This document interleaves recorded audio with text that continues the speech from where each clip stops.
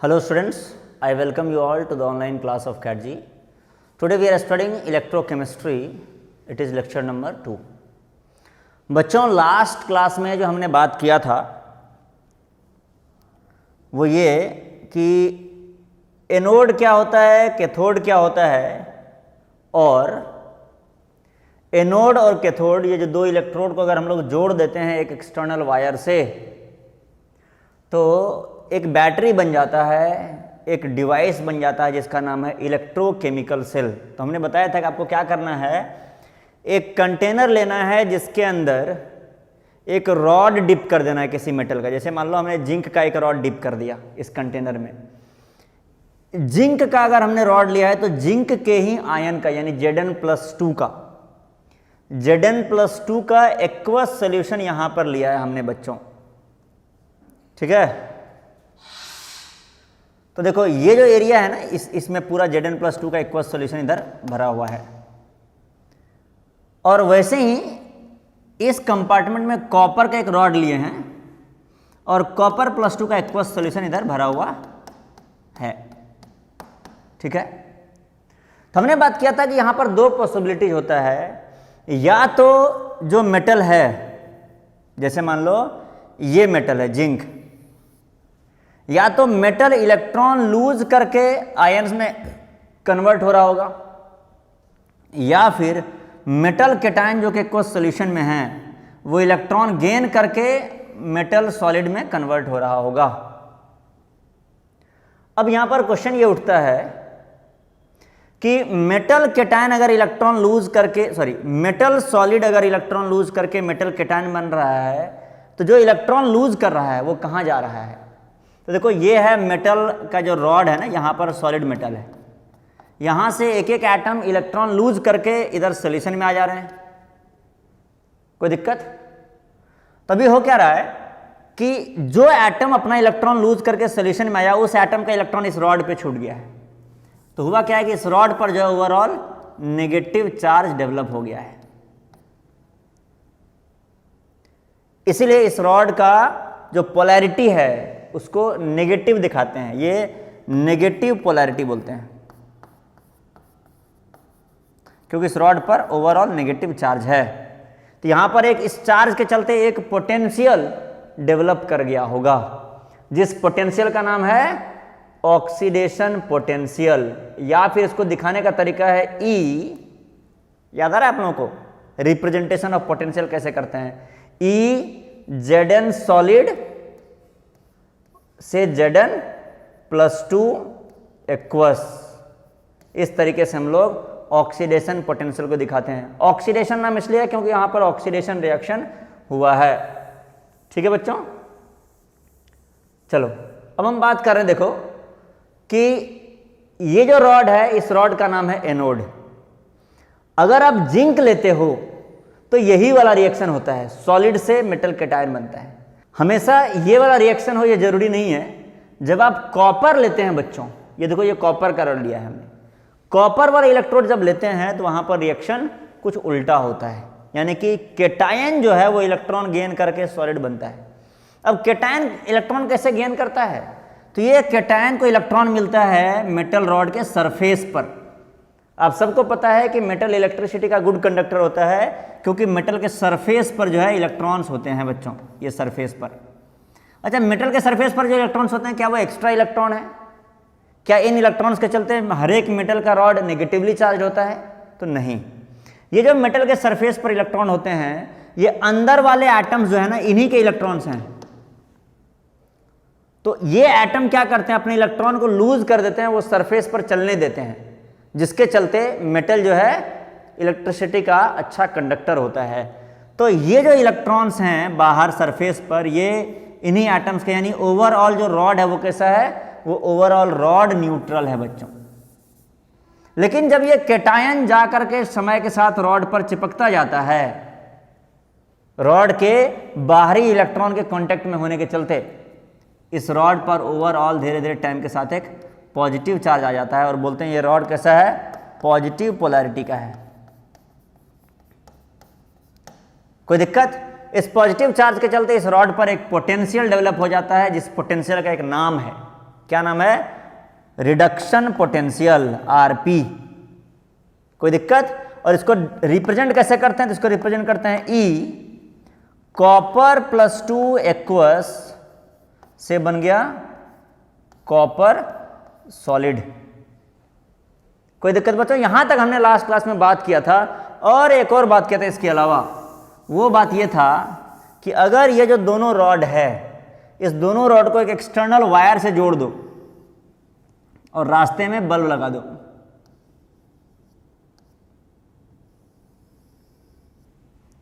ठीक है बच्चों? तो एक्सटर्नल वायर से इस दोनों रॉड को जोड़ दिया हमने। अभी देखो क्या है, यहां पर नेगेटिव चार्ज भरा हुआ था और यहां पर पॉजिटिव चार्ज है, तो इलेक्ट्रॉन धीरे धीरे इधर से इधर फ्लो करना स्टार्ट कर देगा, क्योंकि यहां पर इलेक्ट्रॉन एक्सेस है, यहां पर इलेक्ट्रॉन की कमी है। और इस सर्किट में इलेक्ट्रॉन अगर फ्लो करेगा तो यहां पर कहा जाएगा कि करंट चल रहा है, इस सर्किट में करंट कंस्टिट्यूट हो गया है, इलेक्ट्रिसिटी जनरेट हो गया है और बल्ब जलना स्टार्ट कर देगा। तो बल्ब यहां से ग्लो करना स्टार्ट कर देगा, ठीक है बच्चों? अब एक और सिंपल बात याद रख लो कि ये जो इलेक्ट्रॉन है, इलेक्ट्रॉन अगर लेफ्ट से राइट की तरफ जा रहा है तो हम ऐसा मानते हैं कि बाय कन्वेंशन इलेक्ट्रिसिटी जो है आई, करंट, आई क्या है? करंट है, ये राइट से लेफ्ट की तरफ जा रहा होगा। तो ये जो है, ये बन गया है तुम्हारा एक सेल जिसका नाम है इलेक्ट्रोकेमिकल सेल। यहां तक लास्ट क्लास में हमने पढ़ा था बच्चों, इलेक्ट्रोकेमिकल सेल। कोई दिक्कत? चलो अब बात करते हैं कि क्या ये इलेक्ट्रोकेमिकल सेल में जो करंट कंस्टिट्यूट हुआ है, जो करंट चल रहा है, क्या ये हमेशा के लिए चलता रहेगा? इस इलेक्ट्रोकेमिकल सेल में जो करंट कंस्टिट्यूट हुआ है, क्या ये हमेशा के लिए चलता रहेगा बच्चों? तो इसका आंसर है नहीं। ये करंट थोड़ी देर में, 4, 5, 10 सेकेंड में जो है ये करंट रुक जाएगा। क्यों रुक जाएगा? उसके पीछे रीजन एक बार सोचो तुम। तो करंट इसलिए रुकेगा क्योंकि अगर तुम ये वाले कंपार्टमेंट की बात करो, ये कंपार्टमेंट का बात किया जाए, तो ओवरऑल क्या हो रहा है? इस कंपार्टमेंट से इलेक्ट्रॉन निकल रहा है। देखो ओवरऑल पहले ये कंपार्टमेंट न्यूट्रल था, यहां पर नेगेटिव चार्ज इसलिए दिखाई दे रहा है कि यहां का कुछ एटम अपना इलेक्ट्रॉन इस रॉड पर छोड़ करके सॉल्यूशन में आ गया है, लेकिन ओवरऑल कंपार्टमेंट न्यूट्रल था। कोई दिक्कत? वैसे ही इधर का भी ओवरऑल कंपार्टमेंट न्यूट्रल था, लेकिन क्या हुआ? इस कंपार्टमेंट से इलेक्ट्रॉन इस कंपार्टमेंट में ट्रांसफर होने लगा। तो धीरे धीरे क्या होगा? ये कंपार्टमेंट में इलेक्ट्रॉन की ओवरऑल कमी होने लगेगी और इस कंपार्टमेंट में इलेक्ट्रॉन ओवरऑल बढ़ने लगेगा। जब यहां पर काफी इलेक्ट्रॉन हो जाएगा और यहां पर काफी कम इलेक्ट्रॉन बचेंगे इस कंपार्टमेंट में पूरा का पूरा, इधर नेगेटिव चार्ज बहुत ज्यादा हो गया, इधर नेगेटिव चार्ज बहुत कम बचा, तो फर्दर एक इलेक्ट्रॉन जो कि नेगेटिवली चार्ज है वो इधर जाना चाहेगा, तो इधर वाले सारे नेगेटिव चार्ज उसको रिपेल करेंगे, इधर मत आओ। और फिर क्या होगा? ये करंट स्टॉप हो जाएगा। और ये बहुत जल्दी हो जाता है बच्चों, इंस्टेंटली 6, 7, 10 सेकेंड में हो जाता है ये। इस करंट को लंबे समय तक चलाए रखने के लिए, ऑफ कोर्स अनंत काल तक, इनफाइनाइट टाइम तक नहीं चलेगा, क्योंकि फाइनली ये है तो बैटरी एक ना, एक डिवाइस है, उसका एक लाइफ टाइम होता है। मोबाइल का बैटरी हो या जो भी है तुम्हारा घड़ी का बैटरी, जहाँ पे भी बैटरी लगता है उसका एक टाइम होता है, स्पैन। इन्वर्टर का बैटरी हो तो, लेकिन कुछ उपाय करके हम लोग ये जो बैटरी है इसके स्पैन को हम लोग बढ़ा सकते हैं। कैसे बढ़ा सकते हैं? देखो, तो इसके स्पैन को बढ़ाने का एक तरीका है, सिंपल तरीका है, वो बताते हैं तुम्हें हम।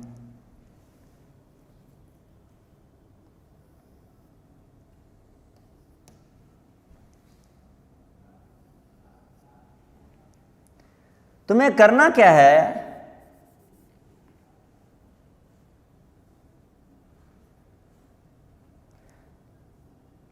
देखो ये जो दोनों कंपार्टमेंट है ना, परेशानी ये हुआ है कि इस कंपार्टमेंट से इलेक्ट्रॉन इधर चला गया है, तो इस कंपार्टमेंट में नेगेटिव चार्ज बढ़ा है, इधर घटा है। तो हमें क्या करना पड़ेगा, एक एक्सटर्नल सोर्स यूज करना पड़ेगा। देखो कैसे यूज कर रहे हैं। पहले तो हम बल्ब बना लें, बल्ब जो बनाए थे उसको एज इट इज बना लेते हैं।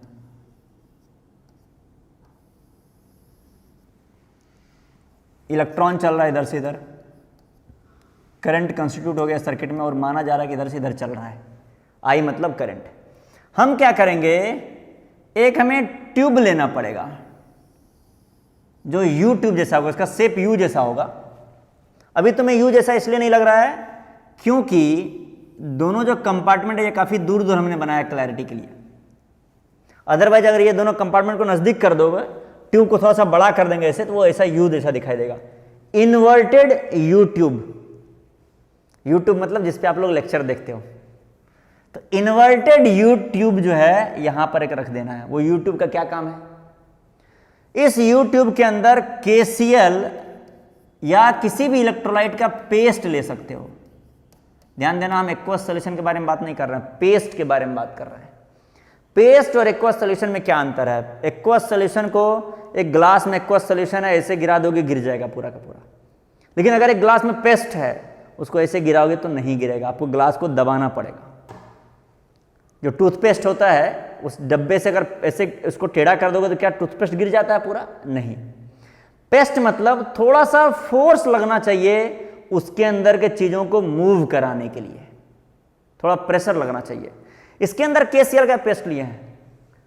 होगा क्या कि जब इस कंपार्टमेंट में ओवरऑल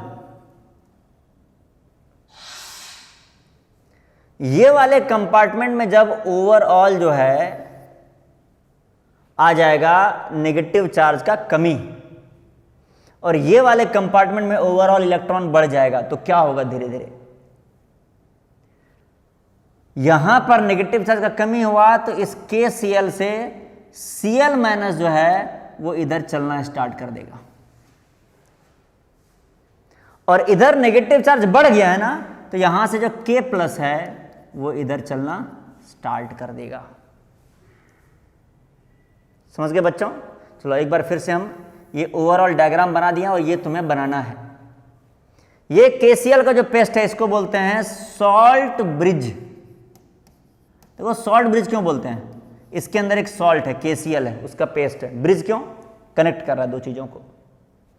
ठीक है, तो तुम्हारे घर में जो बैटरी होता है बच्चों, वो बैटरी एग्जैक्टली इसी तरीके का होता है। जो इन्वर्टर में जो बैटरी लगा होता है ना, वो एग्जैक्टली ऐसा ही होता है। लेकिन एक अंतर है कि यहां का तक का जो पार्ट है, हमें ये वाला पार्ट दिखाई नहीं देता। देखो हम एक बार हम बना दें अलग से, ये सब जो पार्ट है ना, ये पार्ट हमें दिखाई नहीं देता है। ऑफ कोर्स रिएक्शन लिखा हुआ नहीं दिखता है, और ये पार्ट जो सॉल्ट ब्रिज है ना, ये भी हमें नहीं दिखता है। तुम्हें दिखता क्या है,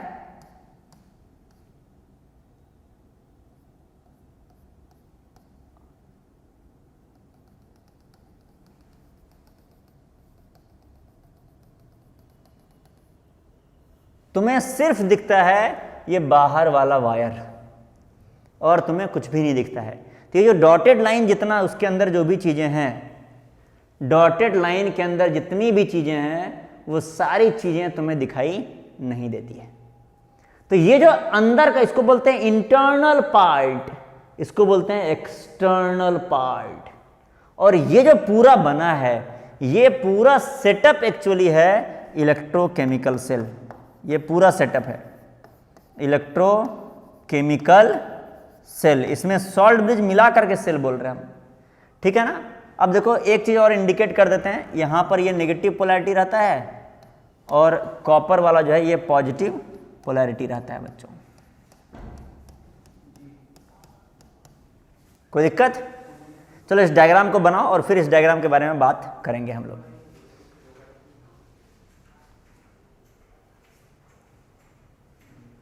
चलो अब इस पे बात किया जाए। देखो बच्चों, लिखो सबसे पहले,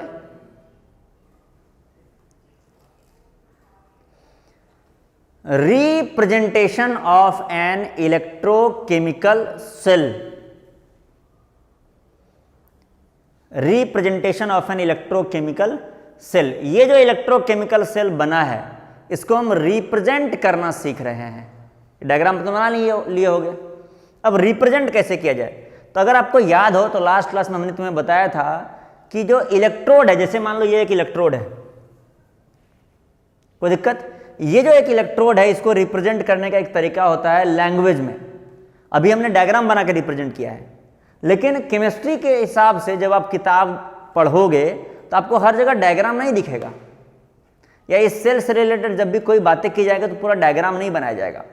आपको वहां पर कुछ नोटेशन, कुछ लैंग्वेज की मदद से इस पूरे सेल को रिप्रेजेंट किया रहेगा। उस लैंग्वेज को समझने की जरूरत है आपको, हमें भी जरूरत है, आपको भी जरूरत है। ठीक है, तो पहले एक काम करते हैं, हम एक्स्ट्रा चीजें जितना है उसको यहां से मिटा देते हैं। ये हम डॉटेड लाइन बनाए थे उसको हम मिटा दे रहे हैं इसलिए क्योंकि वो अंदर की बात है कि हमें ये सब चीजें दिखाई देती है, ये चीजें दिखाई नहीं देती है। ठीक है बच्चों, चलो डॉटेड लाइन हमने मिटा दिया पूरा।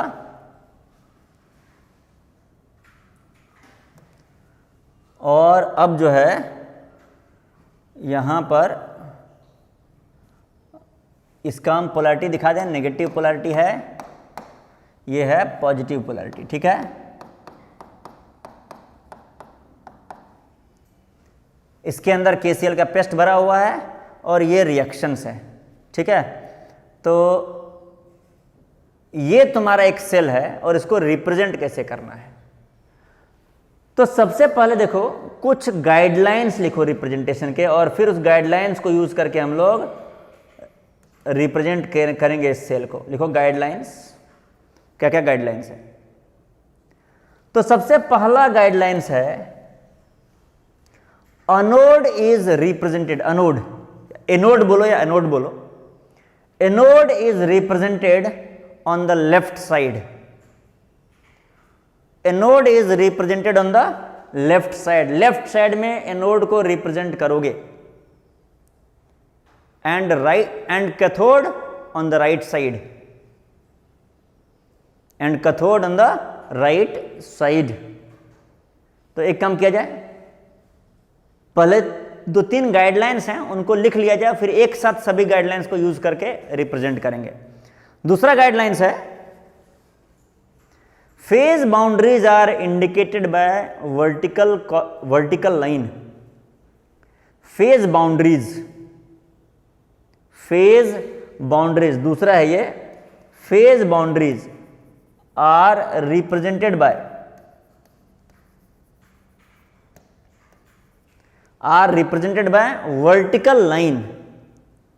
Vertical line. तीसरा लिखोगे concentration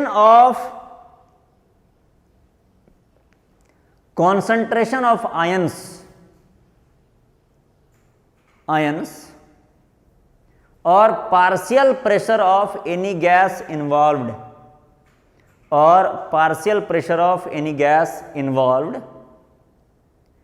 is mentioned in bracket, या इस ब्रैकेट को बोलते हैं parenthesis. concentration of ions or partial pressure of any gas involved is mentioned in bracket। ठीक है बच्चों, नेक्स्ट है a comma is used to separate different species in same solution। A comma is used to separate different species in the same solution। ठीक है, और एक last है double vertical line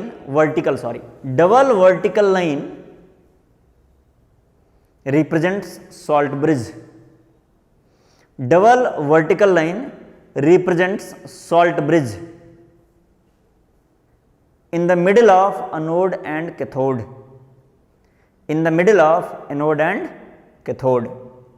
तो चलो देखो बच्चों, हम जो जरूरी है उसी को रखते हैं, जो जरूरी नहीं उसको मिटा दे रहे हैं। अभी फिलहाल रिएक्शन हमारे लिए जरूरी नहीं है, तो रिएक्शन को हम मिटा दे रहे हैं। ठीक है, और हम रिप्रेजेंट करने की कोशिश कर रहे हैं इस सेल को लैंग्वेज के फॉर्म में। तो देखो जो 4 रूल्स हम लोग लिखे हैं, ऐसा नहीं कि ये सभी रूल्स हमेशा यूज आएंगे, इनमें से कुछ रूल का मदद से ही हम लोग हो सकता है रिप्रेजेंट कर लें, कभी कभी सारे रूल यूज हो सकते हैं। जैसे चलो पहला रूल क्या है, एनोड को लेफ्ट में और कैथोड को राइट में। अब जल्दी से नोटबुक निकालो, हमने बताया है एनोड को कैसे रिप्रेजेंट करना है, याद आ रहा है तुम्हें? हमने बताया कि एनोड पे जो भी रिएक्शन हो रहा है, क्या रिएक्शन हो रहा है, Zn सॉलिड से बन रहा है Zn+2 एक्वस +2 इलेक्ट्रॉन, लेकिन रिप्रेजेंट करते समय इतना रिप्रेजेंट नहीं करना है। एनोड को रिप्रेजेंट करते समय तुम्हें Zn सॉलिड बनाना है, लिखना है Zn सॉलिड, और उसके बाद एक वर्टिकल लाइन देना है, ठीक है? सॉलिड ठीक से लिख दें, और वर्टिकल लाइन के बाद लिखना है Zn+2 एक्वस। अगर तुम्हें Zn का कॉन्सेंट्रेशन यहां पर मालूम है तो तुम यहां पर एक्वस के बगल में कॉन्सेंट्रेशन लिख सकते हो x1 मोलर, ठीक है? अब देखो यहां पर एक रूल, मतलब में थोड़ा सा रियायत दिया गया, थोड़ा सा फ्रीडम दिया गया कि अब तुम कॉन्सेंट्रेशन को चाहो तो ऐसे भी लिख सकते हो कि तुमने एक्वस लिख दिया अलग से, कॉमा दे करके x1 मोलर लिख दिया, उसको ब्रैकेट में बंद कर दिया, ठीक है? ऐसा भी कर सकते हो, तुम्हें जो अच्छा लगे कर सकते हो। एक्वस और कॉन्सेंट्रेशन एक ब्रैकेट के अंदर भी लिख सकते हो, ब्रैकेट का कोई स्ट्रॉन्ग, मतलब कोई हार्ड एंड फास्ट रूल नहीं है। तो ये एनोड रिप्रेजेंट हो गया, इसको रिप्रेजेंट करना है लेफ्ट साइड में, और राइट साइड में रिप्रेजेंट करना है कैथोड। लास्ट क्लास की कॉपी निकालो, देखो हमने बताया है कॉपर +2 एक्वस, और ये कॉन्सेंट्रेशन कितना है, तो मान लो x2 मोलर है, तो x2 मोलर को हमने ब्रैकेट में रिप्रेजेंट किया है। अब क्या करना है, एक वर्टिकल लाइन और कॉपर सॉलिड। तो देखो यहां पर कोई गैसियस कंपोनेंट था ही नहीं, तो गैस वाला जो रूल है वो काम हमारे आया ही नहीं, ठीक है? चलो आगे देखते हैं। तो ये एनोड रिप्रेजेंट हो गया लेफ्ट साइड में, कैथोड हो गया राइट साइड में। ध्यान देना बच्चों, कैथोड में कॉपर +2 से कॉपर बनता है, एरो की जगह पर हमने वर्टिकल लाइन लगा दिया है। कॉपर +2 से बनना है कॉपर, एरो की जगह पे वर्टिकल लाइन। इलेक्ट्रॉन नहीं दिखाना होता है सेल को रिप्रेजेंट करते समय, ठीक है? चलो अब आगे पढ़ते हैं। एनोड दिखा दिया, कैथोड दिखा दिया, आपने कॉन्सेंट्रेशन को रिप्रेजेंट कर दिया। अभी कोई गैसियस कंपोनेंट तो है नहीं। एक स्टेटमेंट था, एक रूल था कि वर्टिकल लाइन जो लगाते हैं वो फेज बाउंड्री को दिखाता है। फेज बाउंड्री का मतलब क्या है, ये वर्टिकल लाइन बताता है कि इसके एक साइड अगर सॉलिड है तो दूसरे साइड कुछ दूसरा फेज होगा, हो सकता है गैस हो सकता है एक्वस हो। क्लियर है ना? तो एक सॉलिड था एक एक्वस था, उसको सेपरेट करने के लिए ये वर्टिकल लाइन, इसको फेज बाउंड्री बोलते हैं। यहां पर भी एक्वस है, ये सॉलिड है, सेपरेट करने के लिए वर्टिकल लाइन। और एनोड और कैथोड को सेपरेट करने के लिए डबल वर्टिकल लाइन। और ये डबल वर्टिकल लाइन क्या बताता है, ये डबल वर्टिकल लाइन बताता है सॉल्ट ब्रिज। तो ये कंप्लीट रिप्रेजेंटेशन है बच्चों। ये देखो, ऐसा घेरना जरूरी नहीं, ये हम घेर करके बता दे रहे हैं, पर तुम्हें घेरना जरूरी नहीं है, इतना रिप्रेजेंटेशन सफिशिएंट है। लेकिन कुछ लोग एक्स्ट्रा इंफॉर्मेशन भी दे सकते हैं। और एक्स्ट्रा इंफॉर्मेशन क्या, तुम लिख सकते हो कि ये जो है कैथोड है, और कैथोड का जो रॉड होता है वो पॉजिटिवली चार्ज होता है। तुम लिख सकते हो ये एनोड है, और एनोड का जो रॉड है वो कैसा चार्ज है, नेगेटिव चार्ज है। ये एक्स्ट्रा इंफॉर्मेशन है, इसकी जरूरत नहीं है। कोई दिक्कत बच्चों, इसकी जरूरत नहीं है।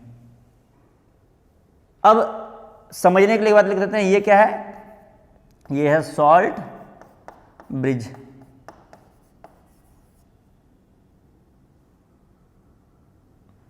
कोई दिक्कत? ये क्या है, ये वाला चीज, ये है फेज बाउंड्री या फेज सेपरेटर। सॉल्ट ब्रिज के अंदर तुम क्या लिए हो, KCl लिए हो, NaCl लिए हो, KNO3 लिए हो, इन सब का लिखने का जरूरत नहीं है। हालांकि देखो यहीं तक, अब देखो हम बना रहे हैं तुम्हें, जो एक्चुअल तुम्हारा सेल रिप्रेजेंटेशन है वो यहीं तक खत्म हो जा रहा है। ये तुम्हारा कंप्लीट रिप्रेजेंटेशन ऑफ सेल है, समझ गए ना? ये तुम्हारा कंप्लीट रिप्रेजेंटेशन ऑफ सेल है, इसके अलावा तुम्हें कुछ नहीं चाहिए। ये सब हमने एक्स्ट्रा जानकारी दिया है। कोई दिक्कत बच्चों? चलो नोट डाउन कर लो इसको जल्दी से। ये सेल रिप्रेजेंट किया हमने। अब तुम्हें एक क्वेश्चन एक नोट करके एक बात लिख लोगे, नोट करके, और फिर एक क्वेश्चन सॉल्व करोगे। नोट करके क्या लिखोगे? लिखोगे this particular cell represented in the diagram, this particular cell represented in the diagram, this particular cell represented in the diagram which utilizes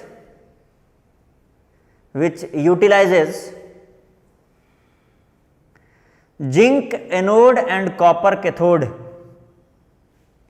zinc anode and copper cathode is called Daniell cell। इसका क्या नाम है? Daniell cell, is called Daniell cell। तो बच्चों देखो, अब हमने एक इलेक्ट्रोकेमिकल सेल को देख करके उसको लैंग्वेज में रिप्रेजेंट करने का तरीका सीख लिया है। कुछ और बातें रिलेटेड है इससे हम लोग अभी बात करेंगे, सबके सबसे रिलेटेड एक कि एक क्वेश्चन लिखोगे,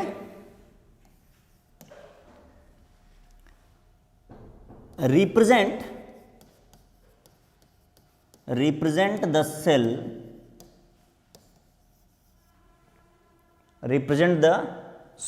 in which zinc electrode acts as anode and silver electrode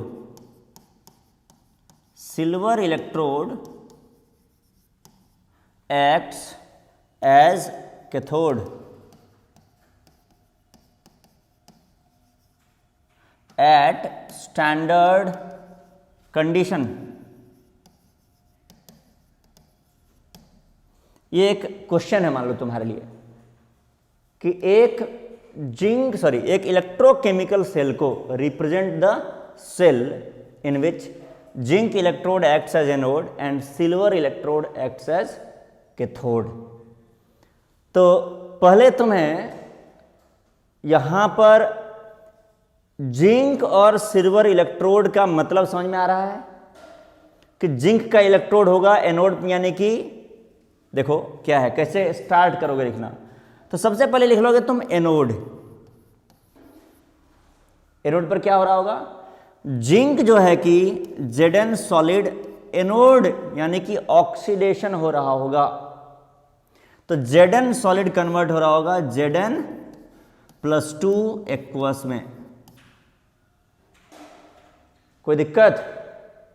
और फिर इसको तुम इस इलेक्ट्रोड को रिप्रेजेंट कैसे करोगे? इलेक्ट्रोड का रिप्रेजेंटेशन याद आ रहा है? तो इलेक्ट्रोड का रिप्रेजेंटेशन होता है Zn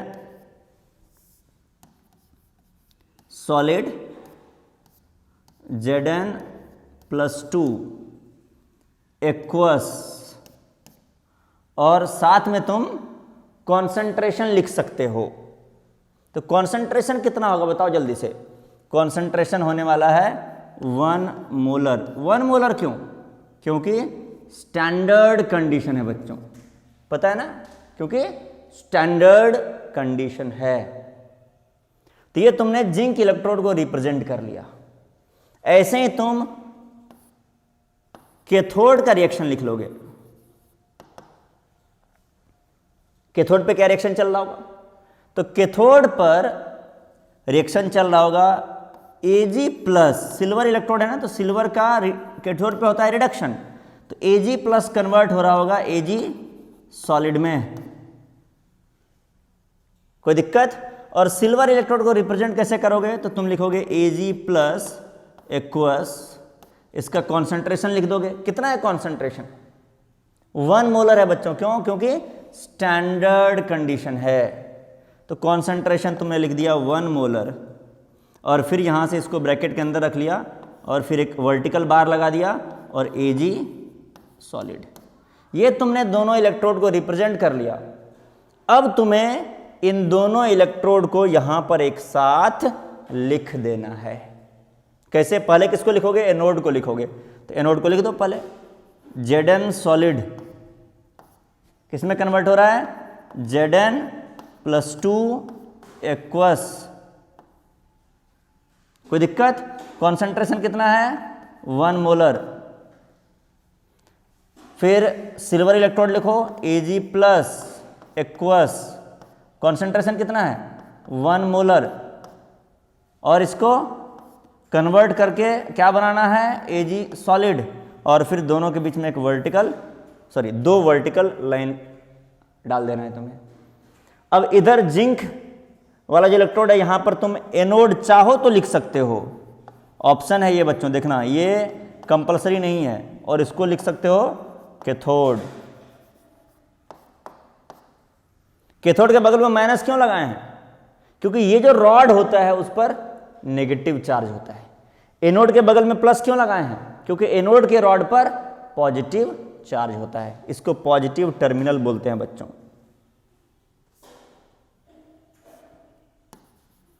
ठीक है, इसको नोट डाउन कर लो। अभी इस क्वेश्चन में और कुछ पोर्शन हम जोड़ेंगे, पहले इसको नोट डाउन कर लो।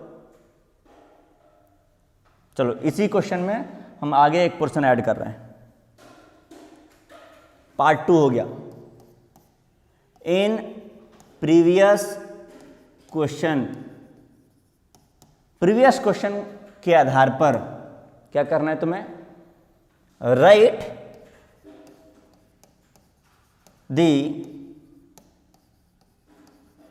Half cell reaction. Half cell reaction का मतलब आधा सेल, यानी एनोड का रिएक्शन वो हाफ सेल हो गया। आधा सेल होता है कैथोड, कैथोड का रिएक्शन वो हाफ हो गया। Write the half cell reactions and complete full cell, full बोल सकते हो या कंप्लीट बोल सकते हो, full cell reaction and also calculate NF। NF याद आ रहा है बच्चों? N फैक्टर हमने बताया था।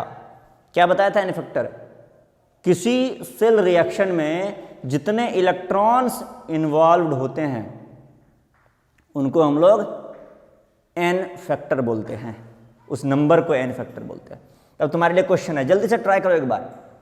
Right half cell reactions and full cell reactions and also calculate N factor. चलो देखो, हाफ सेल रिएक्शन कैसे लिखोगे? अभी तुरंत हमने लिखा था, अगर आपको याद हो तो। एनोड का रिएक्शन लिख देना है, दैट्स ऑल। कैसे? Zn सॉलिड से बन रहा है Zn+2 एक्वस।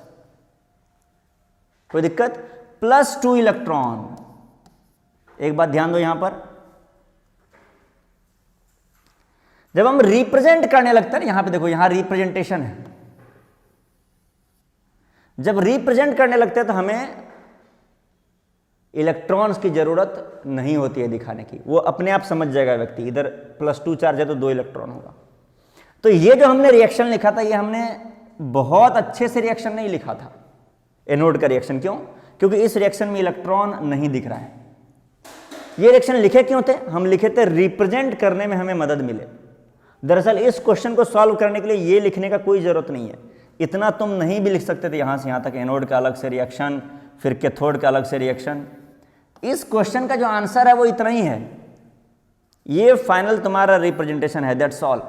लेकिन हमने तुम्हें बताया कि इस तरीके से पहले रिएक्शन लिख लोगे तो गलती नहीं होगा, मदद मिलेगा तुम्हें नेट सेल को रिप्रेजेंट करने का। ये है net cell representation, that's all. लेकिन जब हमें रिएक्शन लिखना होगा तो फिर पूरी तरीके से लिखना होगा हमें। जैसे यहां पे रिएक्शन लिखा हमने, Zn सॉलिड से कन्वर्ट हुआ, Zn+2 एक्वस +2 इलेक्ट्रॉन। जल्दी से N फैक्टर कैलकुलेट करके बता दो बच्चों, कितना है? N फैक्टर है 2। कोई दिक्कत? अब देखो कैथोड का रिएक्शन लिखो, तो ये दोनों हाफ सेल रिएक्शन है। एनोड का रिएक्शन एक हाफ सेल रिएक्शन, कैथोड का रिएक्शन दूसरा हाफ सेल रिएक्शन। कोई दिक्कत? चलो अब देखो क्या होगा, यहां पर सिल्वर इलेक्ट्रोड है कैथोड पे, तो सिल्वर Ag प्लस एक्वस का रिडक्शन होगा, इसमें एक इलेक्ट्रॉन ऐड हो जाएगा और यहां से बन जाएगा Ag सॉलिड।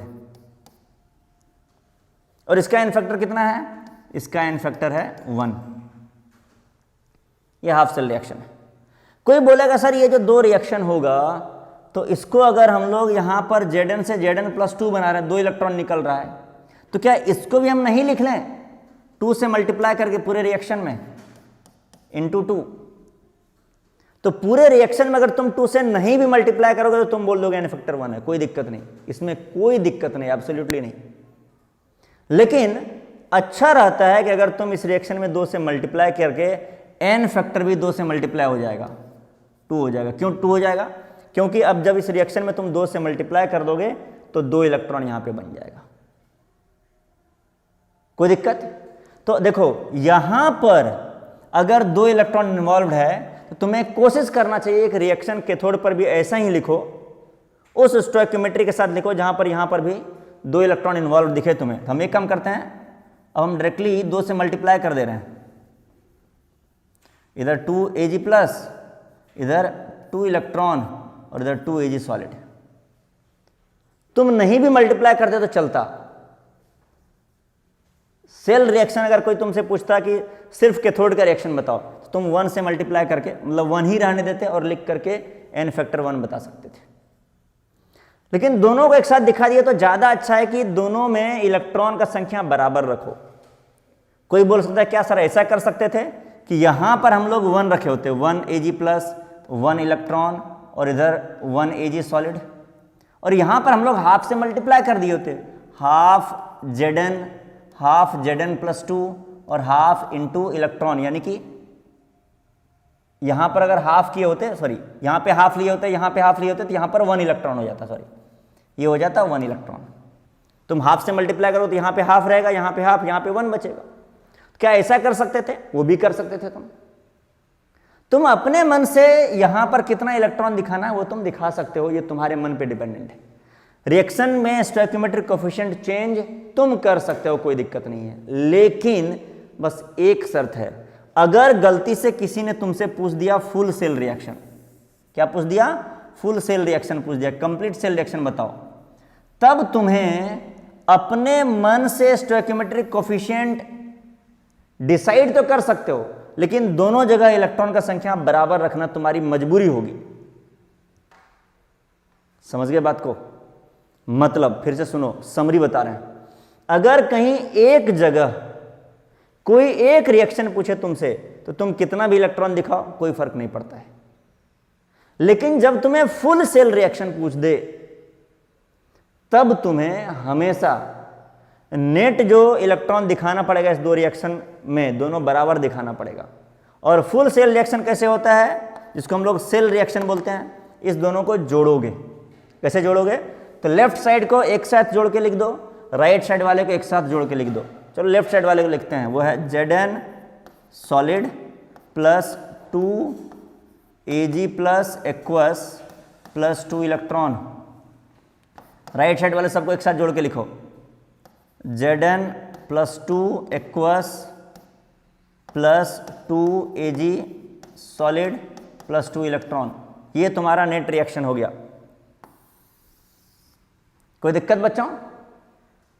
नेट रिएक्शन जब भी तुम्हें बताना है तो तुम्हें इस दोनों रिएक्शन का स्टोइकियोमेट्रिक कोएफिशिएंट इस तरीके से रखना पड़ेगा कि दोनों जगह इलेक्ट्रॉन का संख्या बराबर हो। या तो तुम इस रिएक्शन को 2 से मल्टीप्लाई कर दिए होगे या फिर तुम इस रिएक्शन को हाफ से मल्टीप्लाई कर दिए होते, लेकिन फाइनली तुम्हें दोनों जगह इलेक्ट्रॉन का संख्या बराबर रखना पड़ेगा। कितना रखो, यहां भी 1 रखो, यहां भी 1 रखो, ये तुम पे डिपेंड करता है। यहां पे 1 कैसे रखोगे? तो हर जगह 1 1 1 कर दो। यहां पे 1 कैसे लाओगे? यहां पे हाफ, यहां पे हाफ, यहां पे 1 कर दो। कोई दिक्कत? अब जोड़ के जब तुम नेट रिएक्शन लिखोगे तो इलेक्ट्रॉन दोनों साइड आ जाएगा, उसको कैंसिल कर देना, उसको काट देना है, उसको डिलीट कर देना है, वो नहीं दिखाना है। कोई दिक्कत? तो इस रिएक्शन का एन फैक्टर हमने 2 निकाला है, इसका भी एन फैक्टर 2 निकाला है। सेल का एन फैक्टर कितना होगा, सेल में कितना इलेक्ट्रॉन इन्वॉल्व है, इसका भी एन फैक्टर 2 ही हो जाएगा। क्यों? क्योंकि इसमें भी 2 इलेक्ट्रॉन इन्वॉल्व है। कैसे, दिख नहीं रहा है, जब तुम कैंसिल कर दियो तो ये गायब हो जाएगा। एक मिनट हम गायब कर देते हैं, देखो गायब कर दिए, तो अब हमें ये दिख नहीं रहा है ये इलेक्ट्रॉन, लेकिन कैसे 2 इलेक्ट्रॉन इन्वॉल्व है। देखो Zn सॉलिड था, इसके ऊपर 2 इलेक्ट्रॉन, 2 पॉजिटिव चार्ज आ गया, यानी कि यहां से 2 इलेक्ट्रॉन निकला होगा, और 2 Ag+ था, दोनों न्यूट्रल हो गया, यानी कि वो दोनों इलेक्ट्रॉन यहां पे आकर के Ag को न्यूट्रल कर दिया, इसीलिए नेट सेल का एन फैक्टर भी 2 है बच्चों। ठीक है, चलो हम समरी बता रहे हैं। समरी क्या है, जब कोई एक सेल रिएक्शन तुमसे पूछा जाए तो तुम रिएक्शन को किसी भी तरीके से बैलेंस करके लिख सकते हो, एन फैक्टर जितना इलेक्ट्रॉन दिखेगा उतना आ जाएगा। जब तुम्हें फुल सेल रिएक्शन पूछा जाए कभी भी लाइफ में, तो दोनों एनोड कैथोड वाले रिएक्शंस को इस तरीके से बैलेंस करके लिखोगे कि दोनों जगह इलेक्ट्रॉन का संख्या बराबर आ जाए, और जब तुम जोड़ोगे तो इलेक्ट्रॉन कट जाए। ठीक है बच्चों, तो ये रहा इस क्वेश्चन का कंप्लीट आंसर। ऐसे ही एक क्वेश्चन तुम्हें हम और देते हैं, और उस क्वेश्चन को तुम लोग घर से सॉल्व करके लाओगे। ठीक है, उसका हम रिप्रेजेंटेशन भी तुम्हें नहीं बताएंगे और न ही हम आंसर बताएंगे, फाइनल आंसर तुम्हें खुद से सोचना है और उसका आंसर लिखना है। अगला क्लास जब हम लेंगे तब डिस्कस करेंगे क्या आंसर होगा। क्वेश्चन है, represent the following cell and write individual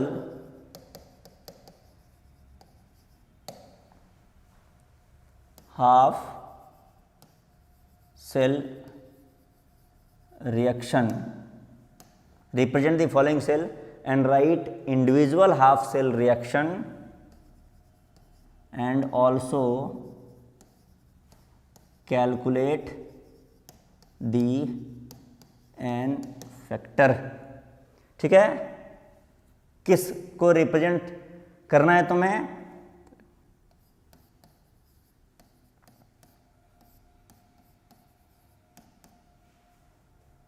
sorry ये तो हम रिप्रेजेंट ही करने लगे, हम तुम्हें रिएक्शन बता रहे हैं।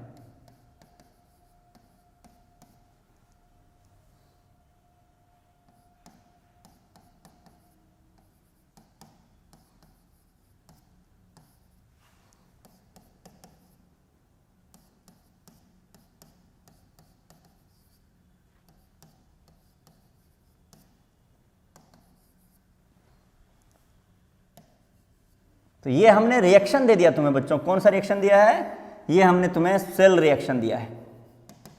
तुम्हें क्या करना है इस सेल रिएक्शन से, तुम्हें इंडिविजुअल सेल रिएक्शन अलग अलग करके लिखना है, और फिर क्या करना है, तुम्हें इसको एज अ सेल रिप्रेजेंट करना है।